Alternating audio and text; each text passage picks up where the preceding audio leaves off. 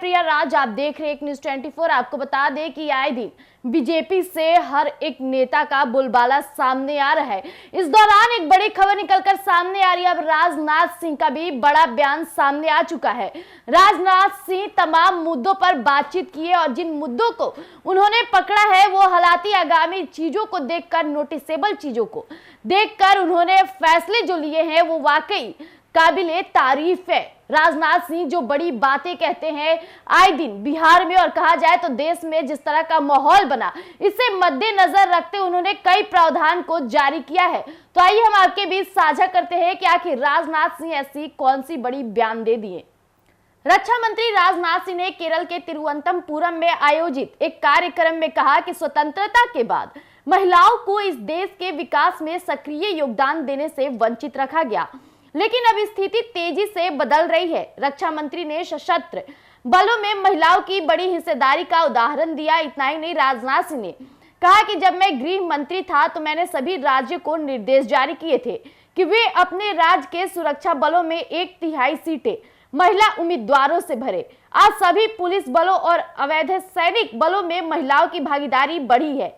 इतना ही नहीं, राजनाथ सिंह ने यह भी कहा कि सशस्त्र बलों में महिलाओं के प्रवेश की कई बाधाएं दूर हो गई है। वहीं सशस्त्र बलों के तीनों विंग में महिलाओं की भागीदारी बढ़ी है। सैनिक स्कूलों में भी महिलाओं को प्रवेश दिया जा रहा है। राष्ट्रीय रक्षा एकेडमी को भी महिलाओं के लिए खोल दिया गया है।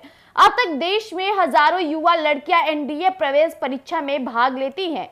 वहीं मुस्लिम समुदाय को लेकर राजनाथ सिंह ने कहा कि 3 तलाक की प्रथा हमारी मुस्लिम बहनों और बेटियों के लिए बड़ा मुद्दा थी। 3 बार तलाक कहकर विवाह जैसी पवित्र संस्था को खत्म करना बिल्कुल भी उचित नहीं कहा जा सकता, लेकिन हमारे देश में बिना किसी रोक टोक के ये प्रथा जारी थी। हमारी सरकार ने इस कुप्रथा को खत्म करने की इच्छा शक्ति दिखाई। यह मुस्लिम महिलाओं के लिए बड़ी राहत की बात है। इतना ही नहीं, आपको बता दें, रक्षा मंत्री ने कहा कि देश में महिलाओं के खिलाफ हो रहे अत्याचारों और अपराधों को देखते हुए ऐसा लगता है कि अभी भी बहुत कुछ किया जाना बाकी है। हमारी सरकार ने महिलाओं के खिलाफ अपराधों के प्रति सख्त रवैया अपनाया है, लेकिन कई राज्य इस दिशा में अपनी ईमानदारी से प्रयास नहीं कर रहे हैं। कोलकाता में हाल ही में हुए दिल दहला देने वाली घटना बहुत दुखद और शर्मनाक है। हमने बलात्कार जैसे जघन्य अपराधों के लिए मृत्यु दंड का प्रावधान करने के लिए कानून में संशोधन किया है। इस कानून को सख्ती से लागू किया जाना चाहिए। वहीं रक्षा निर्यात को लेकर राजनाथ सिंह ने कहा कि हम अब भारत में बने रक्षा उपकरणों का निर्यात कर रहे हैं। वर्ष 2023 से 24 में भारत का रक्षा निर्यात 21,000 करोड़ रुपए को पार कर गया है। हमारा लक्ष्य 2019 तक रक्षा निर्यात को 50,000 करोड़ तक बढ़ाना है। सशस्त्र बलों द्वारा 509 वस्तुओं और रक्षा सार्वजनिक उपक्रमों द्वारा 5012 वस्तुओं की स्वदेशीकरण सूचियां जारी की गई है। हमारे देश का रक्षा उत्पादन 1.27 लाख करोड़ रुपए को पार कर गया है।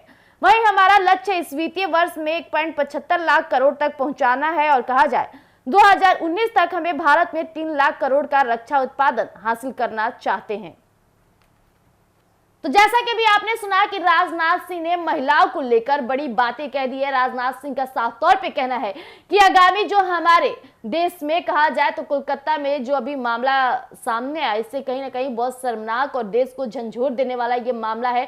लेकिन जो कानून प्रावधान है उस पर हम जारी कर रहे हैं, तुरंत उसे सजा दिलाने की हर एक मुहिम चलाएंगे। ऐसा नहीं है, जब हमारे देश में महिलाओं के साथ इस तरह होता है तो इसे पूरा देश नकारात्मक सोच की ओर चला जाता है। हालांकि देश में बन रहे महिलाओं की बढ़ती सशस्त्र बल को हम उसका शुक्रिया अदा करते हैं कि महिलाएं हर जगह आगे जा रही हैं। मैं उनके प्रोत्साहन को आगे और बढ़ावा दूंगा। और भारत का जो उन्होंने प्रावधान जारी किया है, भारत में जिन करोड़ों रुपए की बातचीत करते हैं राजनाथ सिंह, ये बहुत बड़ी बात हो जाती है। तब तक के लिए इतना ही। ऐसी तमाम खबरों के लिए आप बने रहिएगा एक न्यूज़ 24 पर। धन्यवाद।